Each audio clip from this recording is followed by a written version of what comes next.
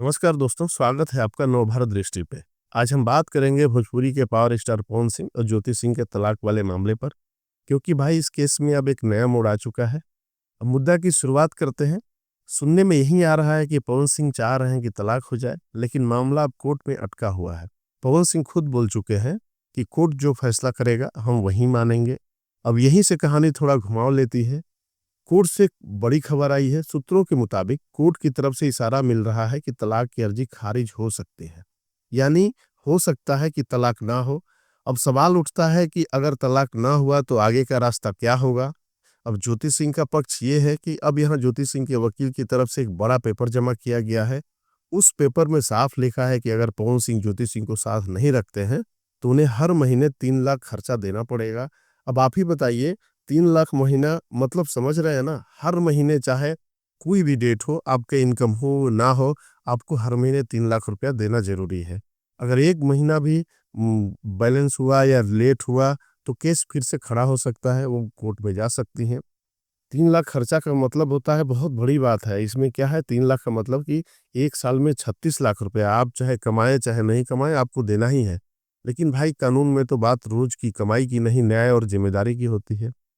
और छोटी रकम नहीं है 3 लाख रुपया महीना। शादी और दूसरी शादी का पेच। अब एक और बड़ा ट्विस्ट है, अगर पवन सिंह खर्चा देना शुरू करते हैं तो कानूनन सवाल उठता है, क्या पवन सिंह दोबारा शादी कर सकते हैं? क्योंकि अगर खर्चा चल रहा है तो पत्नी कानूनी रूप से तो पत्नी है, तो दूसरी शादी पर कानूनी पेच आ सकता है। यही मामला सिर्फ पैसा का नहीं, जिंदगी भर का फैसला बन जाता है। अब विनय बिहारी का रोल भी बीच में आया है। अब यहाँ एंट्री होती है भोजपुरी इंडस्ट्री के बड़े नाम विनय बिहारी जी का। खबर ये है कि विनय बिहारी जी ने खुद पवन सिंह के घर तक बात पहुंचाई। उनका कहना साफ है, जो करना है करो लेकिन ज्योति को रखो। विनय बिहारी जी का कहना है कि आज इंडस्ट्री में चाहे सुधीर भैया हो चाहे दूसरे लोग हो, सबकी नज़र इस वक्त पवन सिंह गलत दिख रहे हैं। पवन सिंह के वकील का स्टैंड ये है कि अभी तक पवन सिंह के वकील की तरफ से 3 लाख खर्चे को लेकर कोई फाइनल हामी नहीं आई है। जैसे ही कोई पक्की खबर आएगी सबसे पहले हम आपको बताएंगे। तो भैया फिलहाल स्थिति ये है कि तलाक का मामला कोर्ट में है। तलाक खारिज होने की संभावना बनी हुई है। 3 लाख खर्चा महीना की मांग है। दूसरी शादी पर बड़ा सवाल है। फाइनल फैसला आना भी बाकी है, और अगर नीचे की कोर्ट से कुछ खारिज हुआ तो ऊपर की कोर्ट में अपील भी हो सकती है। अब आते हैं सबसे बड़ी खबर पर। सूत्रों से खबर आ रही है कि बीजेपी पवन सिंह को राज्यसभा भेज सकती है। अगर ऐसा होता है तो पवन सिंह के लिए बहुत बड़ी उपलब्धि होगी।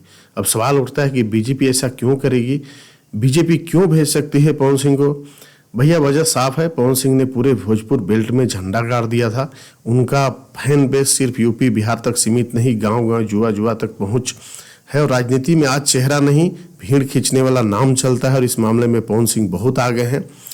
इतना ही नहीं भैया, खबर यह भी है कि बीजेपी एक बार फिर से पवन सिंह को स्टार प्रचारक के रूप में पश्चिम बंगाल में उतारने की तैयारी में है। पहले भी पवन सिंह ने बंगाल में बीजेपी के लिए प्रचार किया था और भीड़ जबरदस्त उमड़ी थी।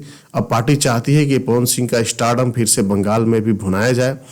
अब भैया यही सबसे बड़ा सवाल उठता है कि एक तरफ तलाक का केस चल रहा है और इतना पैसा हरजाना के रूप में भी देना है, और इमेज का भी सवाल है। दूसरी तरफ राज्यसभा और बीजेपी का भरोसा, नेशनल लेवल पॉलिटिक्स। अब देखना यह है कि इन सब के बीच कोर्ट क्या फैसला देती है और पवन सिंह क्या रास्ता चुनते हैं।